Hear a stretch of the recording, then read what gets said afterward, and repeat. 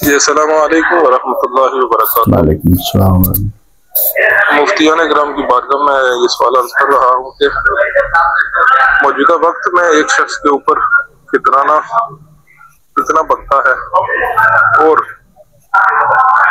اگر ایک بھائی یا باپ، بے شک بچے کما بھی رہے ہوں، یا ایک بڑا بھائی باقی اپنے چھوٹے بھائیوں کے یا ان کی بیوی کے، ان کے بچوں کے، سب کے نام کا فطرانہ ایک ہی شخص ادا کر سکتا ہے، یا جو کما رہے ہیں وہ اپنی کمائی میں سے فطرانہ ادا کریں گے؟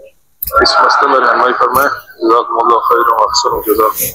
جی وعلیکم السلام ورحمۃ اللہ وبرکاتہ۔ فطرانے کے بارے میں آپ نے سوال کیا۔ فطرانہ جو 2025 کو بن رہا ہے وہ 220 روپے کے قریب ہے، تو 220 روپے کے قریب آپ فطرانہ عید پڑھنے سے پہلے ادا کریں گے۔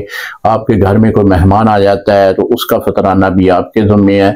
اگر گھر میں سبھی بھائی اکٹھے ہیں، کھانا پینا ان کا اکٹھا ہے، پیسوں کا لین دین ان کا اکٹھا ہے، تو جو گھر کا سربراہ ہے وہ سبھی کا فطرانہ ادا کرے، فطرانہ ادا ہو جائے گا۔ اگر گھر کے افراد جو ہیں وہ علیحدہ اپنے کاروبار بھی ان کی علیحدہ ہے، اور کھانے پینے کا نظام سسٹم جو ہے وہ بھی ان کا علیحدہ ہے، تو اب وہ خود مختار ہیں۔ تو اب ہر کوئی اپنی فیملی کا فطرانہ خود ادا کرے گا۔ اب گھر کا سربراہ جو ہے وہ ادا کرے، لیکن اس میں یہ ہے کہ وہ اجازت لے گا کہ آپ ہماری طرف سے فطرانہ جو ہے ہمارا ادا کر دیں، تو پھر ادا ہو جائے گا۔